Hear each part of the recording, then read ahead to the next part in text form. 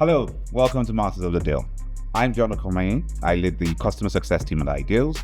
I work with world's top deal makers to help them close complex transactions using our virtual data room.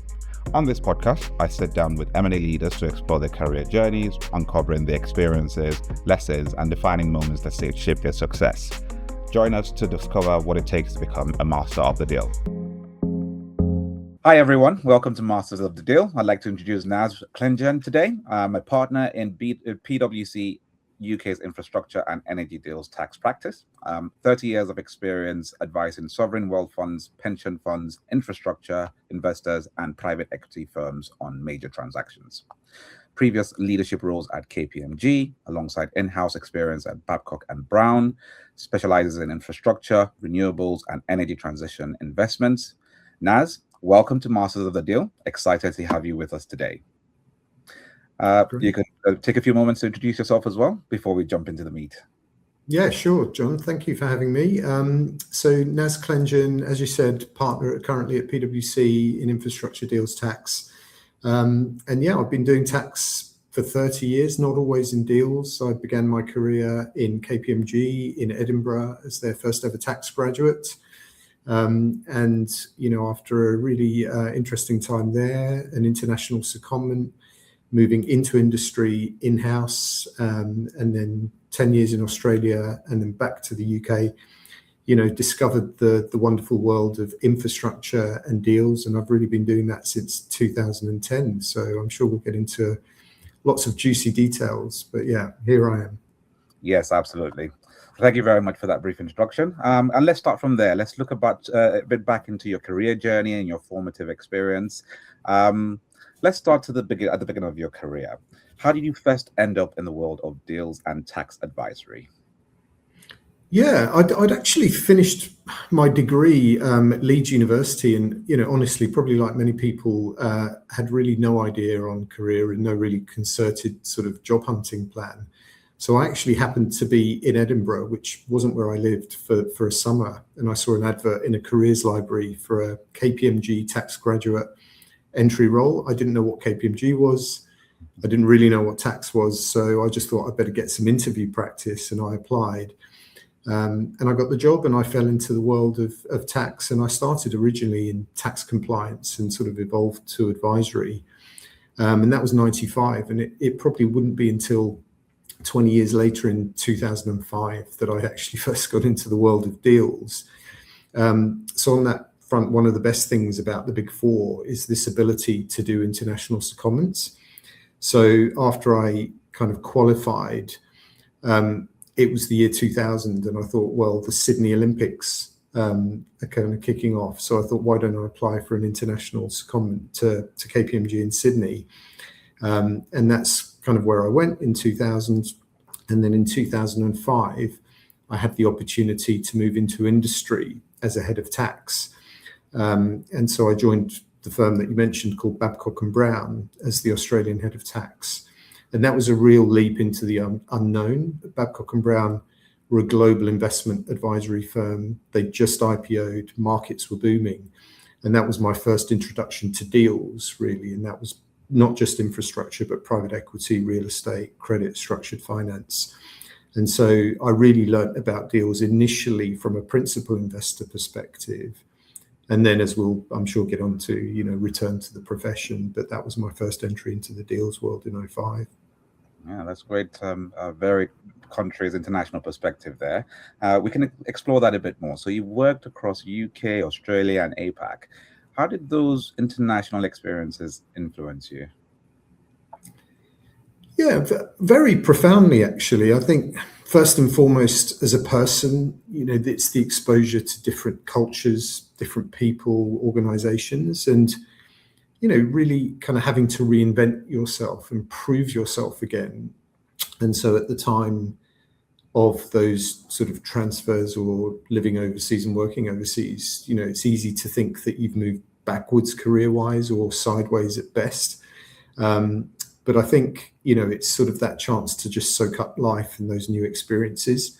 I'm actually Armenian heritage, and so my own parents had come to the UK themselves from overseas. So I think looking back, I probably did have that urge for discovery and the interest to explore different cultures. So I think that sort of led me to making the most out of those types of sort of working overseas experiences. That's very, very, very, thank you very much for that insight. If you think a bit further back as well, to your younger Naz, what would be the most surprising thing about how your career has taken you so far? I think, probably just the surprising thing is just this, how much scope there is to grow if you apply yourself consistently to the opportunity or the task in front of you. So, I think the younger Naz would probably be most surprised that I even really had the courage, despite, the natural sort of fears and the doubts, to sort of steel myself and take the leaps that I did, because they are risks at the time. And, I think that's probably the thing I'd find surprising. And I think those leaps in terms of the secondment to Australia, joining industry, Babcock Brown, returning to the UK, moving firms in 2022, each time there's that doubt and fear, but you sort of take stock from the times that you have done something like that before and sort of slowly build out that confidence over time. Yeah, absolutely. The experience is always the best teacher, right? So you've experienced it, you get that in your locker, and you can apply them to each new role. Thanks for that. Okay. If we go into some of your deal room stories, shall we say, can you tell me about one transaction or restructuring that you're most proud of about in your career? Yeah, I think as a tax advisor, we don't broker deals as such, but I certainly remember certain transactions that really stimulated and challenged, stretched every sinew of your resilience and your ability to work in and lead teams. And I think, one that I do remember, perhaps because it was formative, because I returned to the profession in 2010, returned from Australia, and kind of moved back to the advisor side. And it was just after the financial crisis. I worked for Canadian infrastructure fund manager who were acquiring a sort of UK utilities business. And it was just one of the most complex transactions I'd really, even looking back, kind of have ever worked on. I think if you cast your mind back to where we were at the end of the financial crisis, there were a lot of businesses that sort of were heavily indebted. This business was underwater debt-wise. It had out-of-the-money swaps. And I was working with the client, firstly, to acquire the business. So that was a transaction in itself.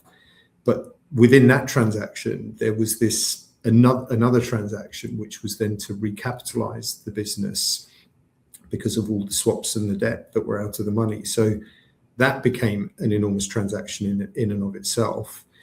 And then almost as that was happening, because of the scale of the transaction, kind of my client was bringing in a co-investor at the same time. And so there was a whole work stream associated with that transaction. And I was just sort of thinking, my God, we've got like 3 transactions going on at once here. Tax was obviously very complicated in all of that. And I just remember it was a great deal team. It was a great tax team. I was bringing in expertise from across the practice, accounting, financial, and so on. And I just remember that sense of growth and learning I felt was just immense. I still get that feeling to this day, but I think that one sticks out in my mind just because it was one of those first ones when I was kind of back on the advisor side and thinking, can I even do this? And obviously we got it over the line. So it was a good result. That's great. Just goes to show that if you use all the right resources and you were able to bring all the team and different departments together for one common goal, I can imagine why that stuck with you, especially at an early stage in your career as well. Yeah. And maybe John, if I can sort of throw in one more thing. I know you said sort of one thing proud of, but I think with the tax lens, if I mention one other thing, over the years advising infrastructure investors, as you can imagine, the clients I work with are very, very focused on long-term tax policy. And so, on a wider level, when the OECD announced its so-called base erosion and profit shifting plan about 10 years ago, there was some pretty profound and significant changes in tax policy which impacted cross-border flows, deductibility of debt, that were highly relevant to the infra investment industry as a whole. And I found myself at the time developing kind of close interest and association with industry bodies at the time, and kind of becoming, without really planning to, a bit of a voice for the industry in responding to these changes and these consultations.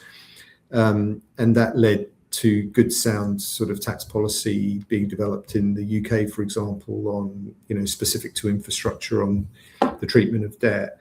And I think one thing looking back that I'm fairly proud of, I think, is this sort of involvement in trying to sort of advocate and provide the industry perspective to policymakers that come with kind of working on deals and understanding what investors care about.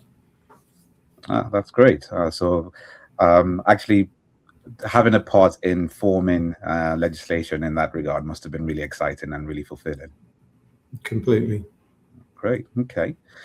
Let's think about a transaction that maybe didn't go so well, one that you remember for the wrong reason, something that went off track, and what are your thoughts on what you would do differently in hindsight? Yeah, look, it's another really good question. I think it's important as an advisor or a principal to reflect on that.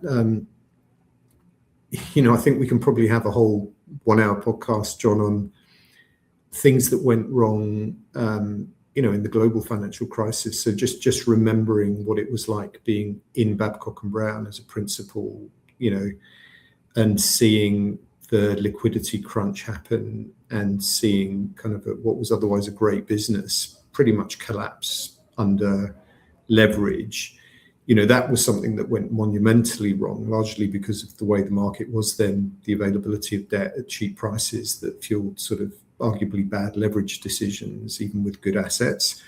So I think one reflection generally is sort of that was really interesting, seeing that unfold and go wrong from within. But I think, obviously the industry has learned quite a lot from that, and subsequent crises have shown kind of it to be a resilient industry in the way it's evolved. I think for me as a tax advisor, it's probably worth sort of saying that, however thoroughly and diligently you apply your expertise, just the complexity of things mean that, and the speed of things means that things can and do go wrong. I remember one scenario where me and my team had failed to spot an sort of integrity mechanical error in a financial model. And that wasn't so much a tax law error, but it was an error that meant that the model was assuming twice the amount of debt deductions for interest, and driving down the tax kind of cost in the model. And it just kind of created a value impact that was in the order of the double-digit millions that was discovered after the investment had been made. And I just think that's an example of something that can go wrong. And what then kicked in then was sort of the importance of the client relationship, the institutional relationship. And, I think what I sort of try to do when things like that happen is sort of, follow the instinct of, which sometimes is a bit opposite to what you want to do, but to sort of running to the problem and not running for cover, getting in the trench, working constructively kind of with the client just to work through the issue, and, just sort of trying to mitigate the consequence of the problem, right? And it's often in times like that relationships, I think, are forged and cemented, because it's sort of heavily based on trust and your willingness to sort of accept where there's been an error and work through it together with people. Yeah, absolutely. So a lot of tenacity involved, and a lot of trust needs to be involved to get these transactions, especially when sort of mistakes have been found. Thank you for that insight. If we shift slightly into renewables and energy transition assets, how was the mood around these deals that change? How did they change through your career? Yeah, another thing, kind of being a sort of tax person is you get to be slightly less sector specific. So obviously within infra, the thing I found amazing and stimulating over the years is just even how infra as an asset class has evolved. So if I go back to where I started in infra, I was doing a lot of PPPs and social infrastructure, then regulated utilities, airports, water. And then, as you say, looking back the last 5 years, lots of renewables, flexible generation, data centers. I think with the energy kind of assets that you mentioned, what fascinates me is this convergence we're seeing lately of all of the asset class offerings. So I think the demand for data and energy transition as two themes that are coupled, driving a huge need for sort of capital and solutions, emerging technologies.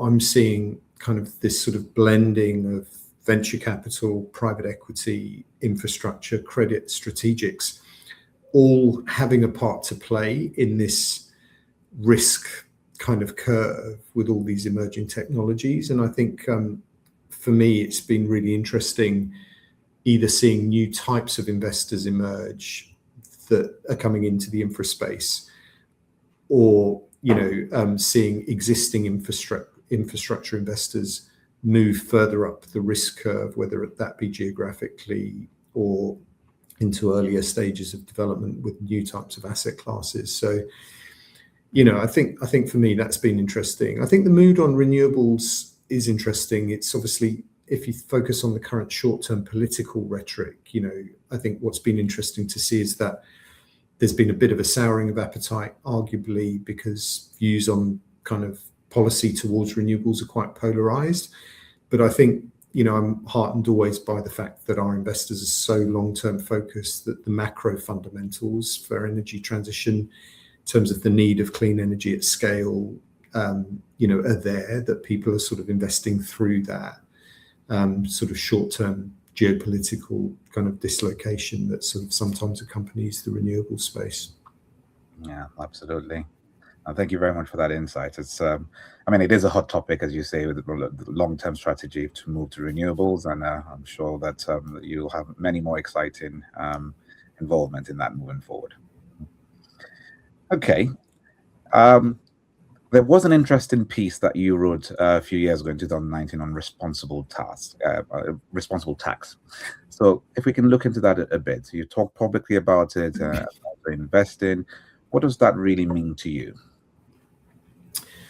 Yeah, you've done your research well, John, finding all the nooks and crannies of the internet.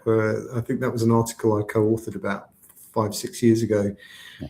And I think that one at the time was prompted by this sort of rising importance of tax in the political debate, and this notion of, tax being the entry fee we pay for a civilized society. As a tax and an infrastructure advisor, it's not lost on me that a lot of the infrastructure we depend on as citizens is taxpayer funded, and obviously user bills. So it's important that a tax system is designed well, and that taxpayers sort of approach that with a responsible lens. I think, as I touched on, I think with infra investors being so long-term looking, many of the clients I work with, pension funds, for example, they themselves are extensions of their home or sovereign state. And so they naturally adopt this really long-term responsible outlook based on kind of the responsibility they have towards beneficiaries and citizens. So I think in terms of kind of the current environment around, if you like, tax responsibility, remember, John, I mentioned just sort of earlier the work I'd sort of done around the OECD tax plan that they sort of started about 10 years ago.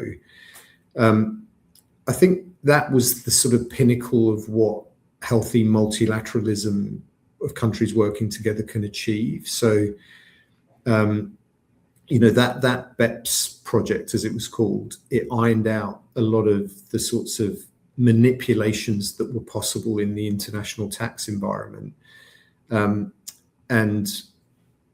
kind of created a set of more common standards that apply internationally to some of the typical types of tax issues that you see arising cross-border. And I think that helped move taxpayers kind of along this sort of curve towards a more responsible approach, actually.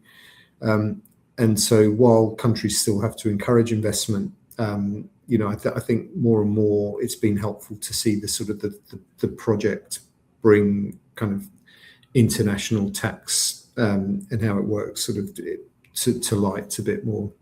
Yeah, and make it a bit more aligned and fair all around in general. Yeah, and maybe, sorry, John, one thing I'll probably say is what we've seen more of since then is, what you see a lot today is purpose-based rules. So, double tax treaties that exist between kind of countries, for example, are there sort of to facilitate investment and encourage investment. But, historically, they have been subject to potential abuse. And so the introduction of purpose-based rules that has come out of a lot of the BEPS work means that, people are sort of a bit better now at sort of understanding and making sure the intent behind structures is appropriate. And I think that's, again, really helped sort of raise the bar when it comes to sort of most taxpayers kind of behaving responsibly, basically, as part of their structuring. Yeah, absolutely. I bet it feels really fulfilling for you to have made such an impact in the way tax has been viewed in this responsible manner as well. Yeah, that comes, I think, kind of from working with infra investors. As I say, they've got such a long-term outlook that you can't help as an advisor to be relevant and credible in the eyes of the industry, to have that perspective and play your part in having a voice around that. It's just ingrained with how those tax teams and even kind of deal teams and investment heads within these large institutional organizations naturally think. Cool. Thank you very much for that insight. Do investors think differently today about reputation and transparency than they used to in the past? Yeah, I think kind of following on from that last kind of comment, the BEPS work, fiscal constraints in governments, activism, I think they've meant that for a long time tax has been a rising item on boardroom agendas. I think of late, a really interesting phenomenon is geopolitics. We touched on before, tax kind of coming into the trade arena. You probably noticed, a lot of the stuff around digital taxes, how to tax US multinationals. That's been creating this tension and divide between the US, the EU. And so I'd say while that's less about reputation and transparency, I think it's shown that a bit of a breakdown in a multilateral approach to tax can have this toxic effect on trade, and then that spills over into the investment world. So, the US sort of retaliations that are seeking to sort of threaten changes to other areas of the tax code that investors have relied on when investing into the US, that has potentially, chilled some investment or certainly made it more costly to sort of risk and to price. So I think there's this interesting element of tax bleeding into trade and how it's being used kind of as a tool when it comes to sort of country relationships. So that's an interesting one to watch, and it creates a bit of unpredictability and uncertainty. Yeah, it's really interesting. Yeah. Do you ever worry, though, that increasing complexity and regulation could discourage investment and innovation? Yeah, I think, we are in a complex world, and I think investors accept that there's an element of complexity, that comes with that. And it's not so much that. I think it's probably more this sort of geopolitics and the associated difficulties with political leadership that is what drives the uncertainty and potentially discourages investment. So if you think about the UK, for example, right, if we pivot to a new prime minister, will that signal a change in tax policy? I think, investors just see that type of kind of development and sort of perceive unpredictability within that. So yeah, that's the thing to keep an eye on. I think, having said that, talking about the UK, it's also definitely worth acknowledging the efforts that have been made by the UK and HMT that do act as a counterpoint to that. So, the UK has introduced regimes called asset holding companies for institutional investors to allow them to invest through the UK, and advanced certainty regimes and things like that. So I think it's good that governments are also still thinking about what can we do to create that stability and that certainty for long-term investment and growth. But you have this sort of short-term volatility that kind of acts as a bit of a brake and a barrier on that.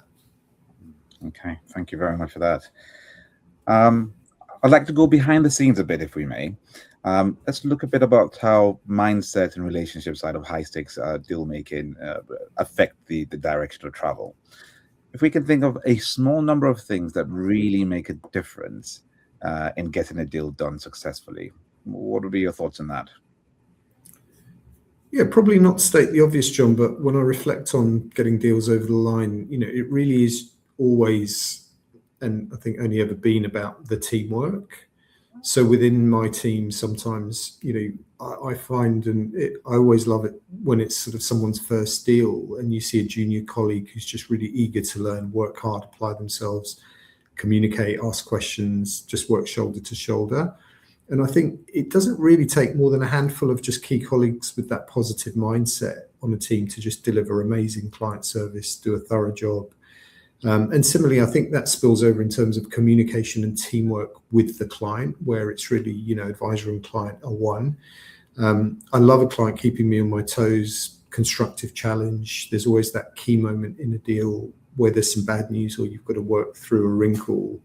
And I think kind of those relationships and that teamwork really sort of forged in and outside the deal are just what's sort of so important in just getting deals over the line. I mean, one last thing probably to say just is also that remembering that sort of the complexity of what we do means there's so many different service lines as well. It's not just tax. You've had my friend Nitin on your podcast. I recently worked on a deal for a Dutch pension fund with Nitin, a bunch of UK PPP assets that were sold. And that collaboration between the likes of the tax team and Nitin's corporate finance team, again, collaborating and working seamlessly, again, critical to just getting good outcomes for clients on deals. Yes, absolutely. Thanks for bringing up Nitin. A lot of similarities in the responses that we're from both conversations. So it's quite good to see your perspective as well. And I'm sure our audience will appreciate that too. Now, on that note then about these difficult moments, the tense key moments, what happens when a negotiation becomes tense or uncertain? How do you personally stay calm and think clearly? Yeah, I think the pace or complexity of deals, it just means that there's often a lot that happens that can be unpredictable or unforeseen. And, just touched on it before, you could sort of have some bad news to deliver where you suddenly discover something that was a surprise and it impacts value or price. How I personally try to stay calm. I think particularly as someone that sort of leads transactions and teams, sometimes you're very conscious that the team are looking to you, and the client's looking to you. So, honestly, John, even when I'm not calm, I think part of the skill is to sort of focus on showing that calmness. And that stems from my own sense of trust that I've been here before. There will be a path through this. And, calmness itself is the starting point of that path. And so over the years, I think, experience has shown me that there really aren't many problems that are just completely unsolvable. So trusting in teams and the relationships, to sort of bring together a way through any problem. I think the power of PwC as well, I've got to call out, especially because, I can turn to literally, 100 deals, partners and directors and consult them in the moment. And their ability to support you through something difficult is amazing, and I get enormous confidence from the sort of the skills and experience that exist around me. So, remembering to be able to call on that, and that a problem or an issue, is sort of not just on you to sort of try to figure out for yourself. Yeah, that's fantastic. Always great when you have a massive team like that, and everybody is willing to get into the trenches and solve the problem together. It must be very reassuring. Yep. Okay. If we think a bit more about that in terms of, your deal making, multiple years in deal making, what have they taught you about people and human behavior? Yeah. Wow, that's deep. I've obviously seen a lot. I touched on it before. The rise and fall of Babcock and Brown, was really interesting in terms of observing the spectrum of people behaviors at a time when sort of something like that happens.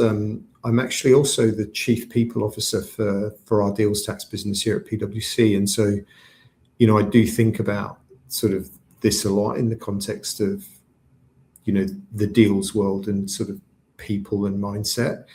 And I think particularly as we evolve into this age of sort of blending of people and technology, it's sort of technical skills clearly are important, but I think deals test so much in terms of communication, agility, and resilience.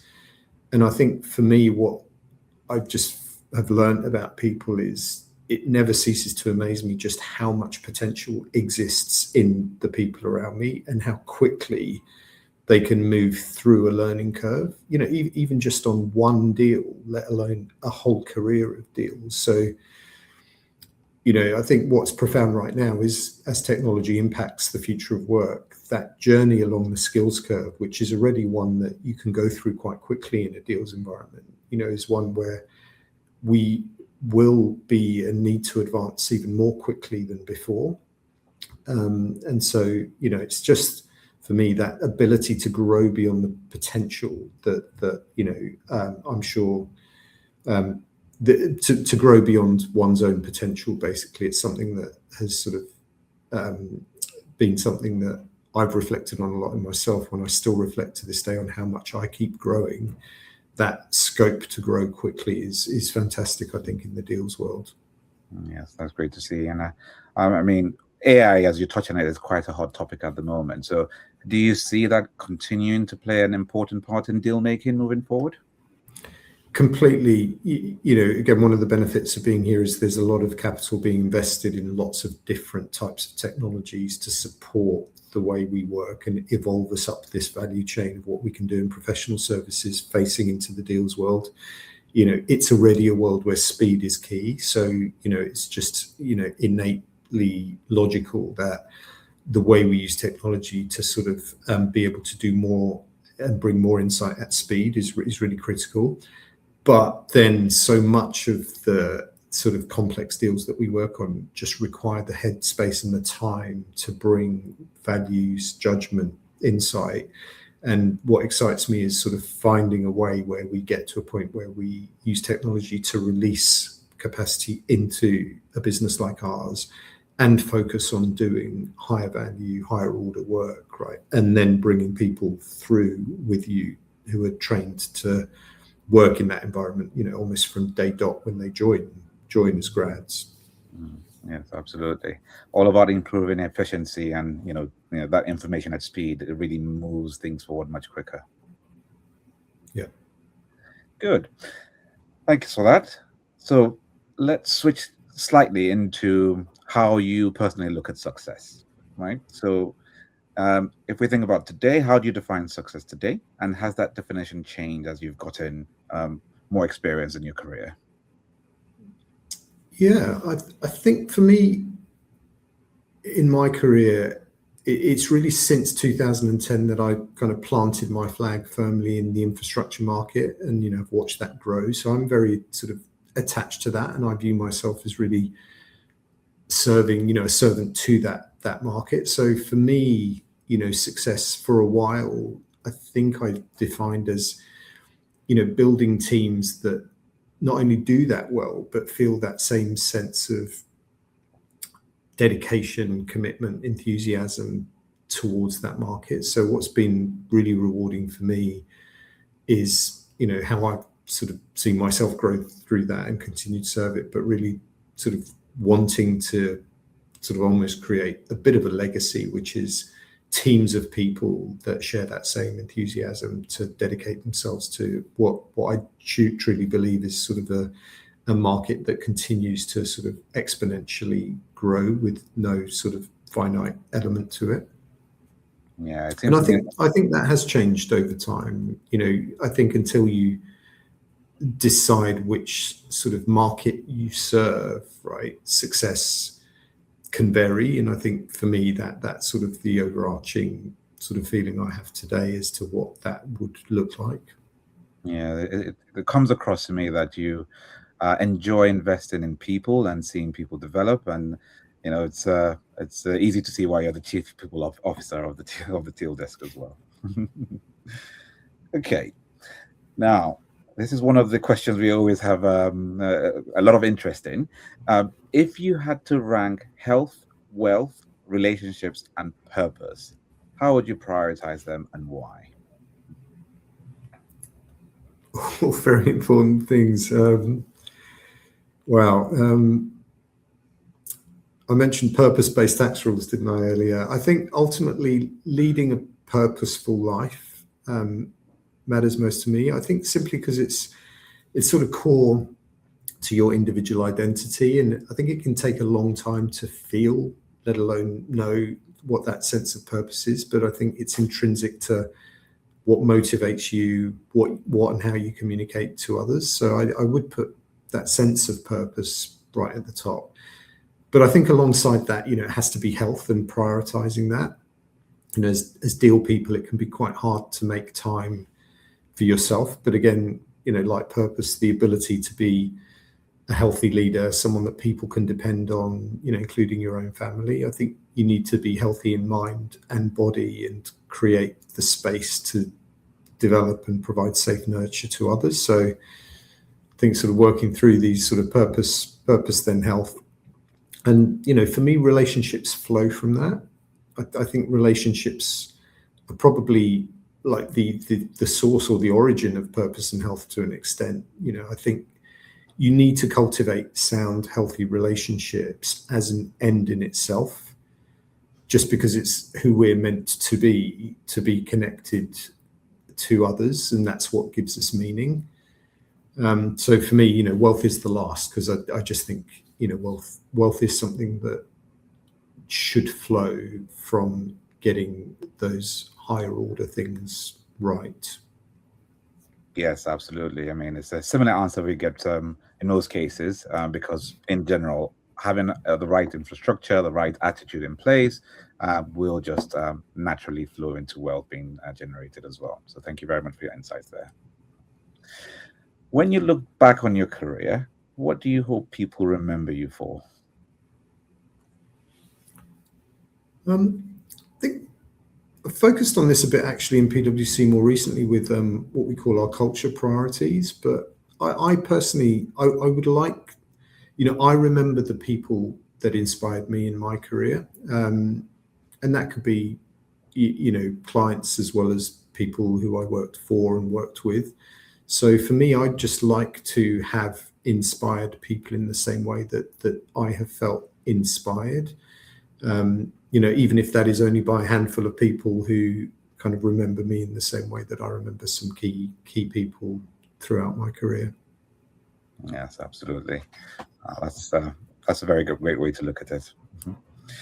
Okay, now this is a more light-hearted section where we go through a set of quick-fire questions, just to wrap things up. So we've got 5 questions here. So we start with the first one. If you weren't in deal making, what professional would you pursue? That's easy. So I've been a guitar player since I was 11 years old, classical Spanish guitar. And also a bit of a songwriter. So probably try my hand at singer-songwriting with Nice, beautiful Spanish nylon string guitar. Fantastic. That's awesome.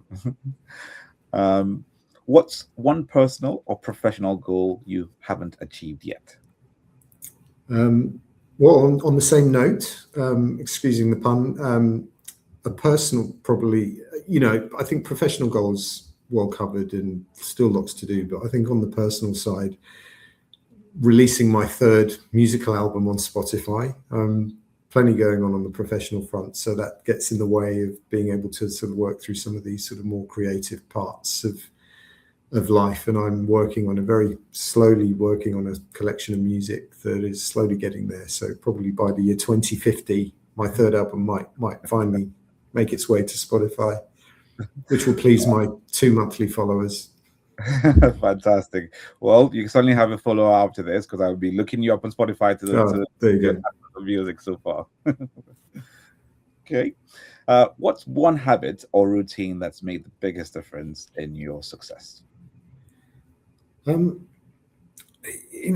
this really dull, boring habit called preparation. And, over time, I've just found that this habit of just over preparing sometimes, you've got to watch that. But over time, I think that the hardwiring into you a sense of feeling and being prepared, I found that, that years of preparation pay off, because you then go into so many things where you're unprepared, but something you have done to exercise that muscle of preparing, you're able to call on, recall, whatever it may be. And I think over the years that's a habit I sort of try to keep up with and keep it in check, but just making sure you've done enough preparation and respecting your audience, right? Whether it's a call you're turning up to, a meeting,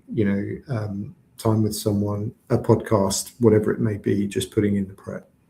Yes, absolutely. You mentioned about being careful with over preparing, but there's also a chain of thought that says that you can never be over prepared, right? So the more prepared you are, the better it always is. It turns out better all the time. Okay, yeah. Thank you for that. If you could master a skill overnight, what would that be? Yeah, I'd have to say right now, technology. We're investing heavily in technology. It's a really important part of the evolution of professional services I mentioned.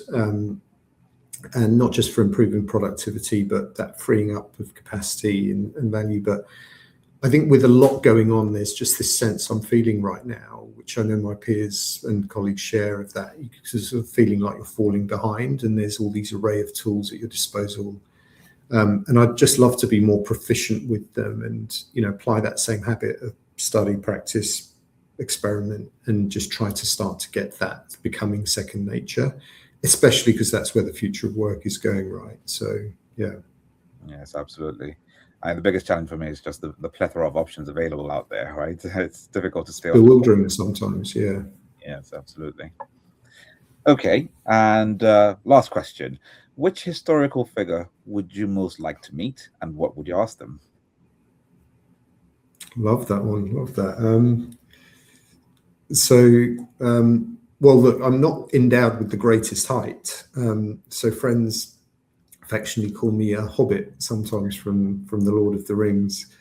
But look, that's a book I've read. It's probably my favorite book. And I just think it's probably one of history's most imaginative, creative outputs. The universe created, the themes covered, the stories told. So, I'd love to meet the author J.R.R. Tolkien and just hear him talk about that, how he created it, and probably just get a peek into one of the most imaginative minds in history, I think. That's fantastic. I love the Hobbits as well, and the whole Lord of the Ring world which was created. What question would you ask? Oh, wow. Because I try to be creative with music, this sense of sometimes when you get an idea, it sort of swims around in your mind and you have to sort of find a way of releasing that. That's just for a 2 or 3 minute musical piece or a song. How I would ask him just how, he was able to conceive of just another world, another history, and order it and put it down and just keep going. You know, it's a lifetime's work. I just find it fascinating, kind of just how much creativity existed, but more the discipline with which he was then able to, you know, put that out there in a way that sort of, you know, generations have and will enjoy for years to come. Yes, absolutely. It is an impressive body of work, and you know, it's enduring because, you know, it's something that I'll be introducing my kids to in the not too distant future as well. So very good. Okay, so thank you very much for that. I really appreciate you taking the time to speak with us on Master of the Deal and sharing your story. And I look forward to sharing it with our audience as soon as possible. Yeah, my pleasure, John. Thank you very much for having me. Really enjoyed the conversation. Yes, many thanks, Naz.